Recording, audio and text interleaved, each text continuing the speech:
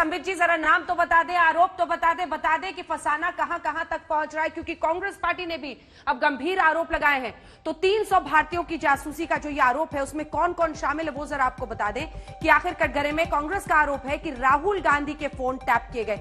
यही नहीं, वो ये भी कह रहे हैं कि उनके जो करीबी 5 स्टाफ है, यानी कहां जा रहे हैं, क्या जा रहे हैं, क्या बातें कर रहे हैं, मतलब यह आरोप है कांग्रेस पार्टी का कि 5 स्टाफ की भी जासूसी की गई।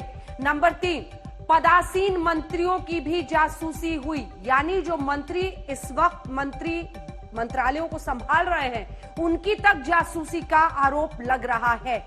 नंबर 4, पूर्व चुनाव आयुक्त अशोक लवासा के भी फोन टैप होने का आरोप लग रहा है कांग्रेस पार्टी की तरफ से। इसके अलावा बहुत सारे मीडिया हाउसेस का आपने देखा, उन्होंने नाम लिया, पत्रकारों का, वैज्ञानिकों का, कानून के जानकारों का, बिजनेसमैन, 300 नंबर है।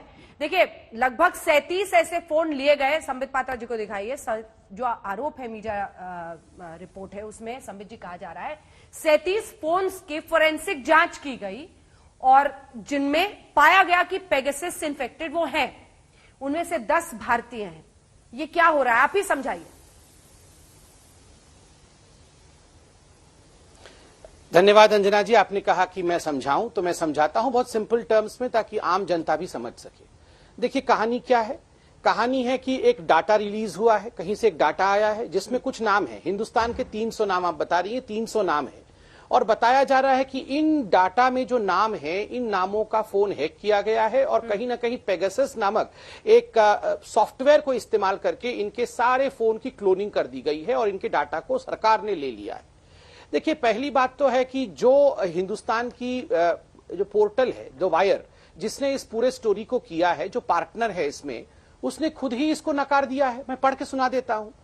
द प्रेजेंस, ये वायर में लिखा हुआ है, the presence of a phone number in the data does alone not reveal whether a device was infected with Pegasus और subject to an attempted hack. However, the Pegasus project, a consortium of international news organization, believes the data is indicative of potential targets identified in advanced possible surveillance attempts. 3 शब्द यहां ध्यान देने के लिए है। उन्होंने कहा कि डाटा में नाम है, इसका अर्थ यह नहीं है कि आपके ऊपर सर्विलेंस हो रहा था या पेगासस द्वारा इन्फेक्टेड हो गया था। दूसरा, वो कहते हैं कि जिनका नाम है, ऐसा भी हो सकता है कि वो भविष्य के टारगेट हो, पोटेंशियल टारगेट हो, और ये पॉसिबल सर्विलेंस अटेम्प्ट है। ये पॉसिबल है कि सर्विलेंस हुआ है। जब खुद जिन्होंने ये रिलीज किया है वो खुद ही कहते हैं ये पॉसिबल हो सकता है, ऐसा नहीं है, वैसा नहीं हो सकता है, जब ये खुद ही नहीं मान रहे हैं तो मैं क्यों मानूं यहाँ पर? फिर इस डेटा को आप कैसे एक्सप्लेन करते हैं? काल्पनिक कहानी है ये जो डेटा लीक है, इस डेटा को आप कैसे एक्सप्लेन करते हैं? क्योंकि इसमें तो अब खबर ये भी आ रही है कि आपके जो मौजूदा संचार मंत्री हैं उनका भी नाम है। तो राहुल गांधी का फोन आप लोग क्लोन नहीं करा रहे थे, आप हैक नहीं करा रहे थे,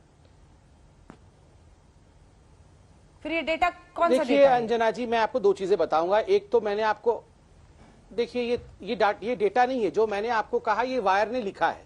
ये वायर खुद कहती है जिन्होंने ये डेटा भारतवर्ष में रिलीज किया है, क्योंकि जो इंटरनेशनल कंसोर्टियम मैं समझ गई, बहुत सारे इंटरनेशनल मीडिया हाउस उसमें पार्टनर है। संबित जी, मेरा सवाल इससे आगे का है, मेरा सवाल इससे आगे का है। संचार मंत्री ने देश की सदन में कहा कि ये जो डेटा लीक्ड डेटा है उसका जासूसी से कोई वास्ता नहीं है, कोई रिश्ता नहीं है, ये जासूसी के लिए नहीं हो रहा था। तो ये डेटा क्या है इन लोगों का?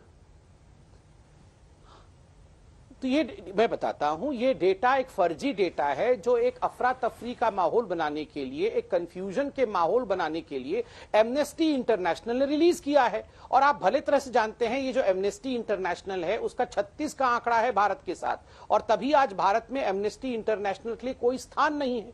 तो भारतवर्ष को कहीं ना कहीं मलिन करने के लिए, उसके छवि को धूमिल करने के लिए उन्होंने 300 डाटा रिलीज कर दिया। ये डाटा कहां से आया, यही तो हम पूछ रहे हैं। कहां, what is the source of the data? जवाब दीजिए सुप्रिया। और मैं एक मजेदार बात आपको बताता हूं। मैंने कुछ मैं 10 सेकंड और लूंगा आपकी अनुमति से, फिर सुप्रिया जी बता देंगी। आप कुछ पत्रकारों के नाम आए हैं, आपने कहा इनके ऊपर जासूसी कर दी पेगासस लगा के। आप एक लॉजिकल बात सोचिए, करोड़ों रुपए लगा के पेगासस लगाएंगे इनके ऊपर कोई भी आदमी? एक पत्रकार है, बहुत जानी मानी पत्रकार है, उनके पास एक ईमेल आया कि आप हार्वर्ड की प्रोफेसर बन गई हैं, कल से हार्वर्ड की प्रोफेसर बन गई हैं। यह अनवेरिफाइड ईमेल था, उन्होंने मान लिया कि वो हार्वर्ड की प्रोफेसर बन गई हैं और उसको क्लिक कर दिया और 1 साल तक हार्वर्ड की प्रोफेसर बनी रही। बताइए, इतने तो ये इंटेलिजेंट है, इनके ऊपर 1000 करोड़ खर्चा करके कोई पेगासस लगाएगा? अरे इनके ऊपर तो ऐसे ही जासूसी हो जाएगी, कोई भी ऐरा गहरा नत्थु खेरा जासूसी कर देगा इनके ऊपर। तो ये बातें सब मनगढ़ंत हैं, सब काल्पनिक हैं। जासूसी कैसे होती है सर? क्या बोल रहे हैं? मैं बताता हूँ, क्या बोल आप याद करिए 2000, आप याद करिए जिस प्रकार से 2009 में जब जासूसी का, मैं आपको एग्जैक्टली बताता हूं, मनमोहन सिंह जी का स्टेटमेंट लेके आया हूं। 2009 में जब विषय जासूसी का उठा तो मनमोहन सिंह जी ने कहा कि हाँ फोन टेप तो हुए हैं बहुत बड़े बड़े नेताओं के, मैं उन नेताओं का नाम भी आपको बता दूंगा, सीताराम येचुरी जी के, जयललिता जी के और सीबी नायडू जी के। एग्जैक्ट डेट था 19 जनवरी 2006। उस समय मनमोहन सिंह जी ने कहा हाँ टेप तो हुए हैं, मगर प्राइवेट इंडिविजुअल्स जिनका किसी मतलब नहीं है हमसे, उन्होंने किया होगा। और भूपिंदर सिंह नामक एक आदमी को गिरफ्तार किया गया। तो कौन क्या लिंक भेजता है जिसको एरा गेरा नत्थो खेरा, मतलब हैकर्स बैठे हैं, कोई हैकर क्या करता है ये सरकार का मतलब नहीं है। इसलिए मैंने आपको उदाहरण दिया।